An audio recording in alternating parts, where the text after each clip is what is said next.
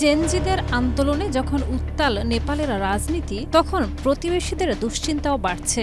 আশঙ্কা করা হচ্ছে আন্দোলনের ঢেউ কি আছড়ে পড়বে দক্ষিণ এশিয়ায়। নেপাল বর্তমানে চরম রাজনৈতিক অস্থিরতার মধ্য দিয়ে যাচ্ছে। প্রধানমন্ত্রী কেপি শর্মা ওলির পদত্যাগের পর দেশ জুড়ে উত্তেজনা ছড়িয়ে পড়েছে। এই সংকট কেবল নেপালের অভ্যন্তরীণ বিষয় নয়, বরং গোটা দক্ষিণ এশিয়ার জন্য উদ্বেগজনক। নেপালের ভূ রাজনৈতিক অবস্থান অত্যন্ত গুরুত্বপূর্ণ, কারণ উত্তরে চীন আর দক্ষিণে ভারত। এই দুই আঞ্চলিক পরাশক্তির মাঝে থাকা নেপাল কৌশলগত দিক থেকে অত্যন্ত সংবেদনশীল। রাজনৈতিক অস্থিরতা সীমান্ত বাণিজ্যে প্রভাব ফেলছে, বিশেষ করে ভারতের সঙ্গে নিত্য প্রয়োজনীয় পণ্য ও জ্বালানির সরবরাহ ব্যাহত হওয়ার আশঙ্কা দেখা দিয়েছে। চীনের belt and road initiative BRI এ যুক্ত হওয়ার পর নেপালে বেইজিংয়ের প্রভাব বেড়েছে।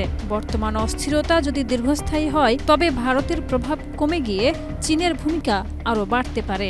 বিশ্লেষকরা বলছেন, এই সংকট বাংলাদেশ, ভুটান ও শ্রীলঙ্কার মতো প্রতিবেশী দেশগুলোর জন্য নেতিবাচক প্রভাব ফেলতে পারে। অর্থনীতি ছাড়াও নিরাপত্তার দিক থেকে হুমকি দেখা দিয়েছে। চোরাচালান, মানব পাচার ও সন্ত্রাসী তৎপরতাও বাড়তে পারে।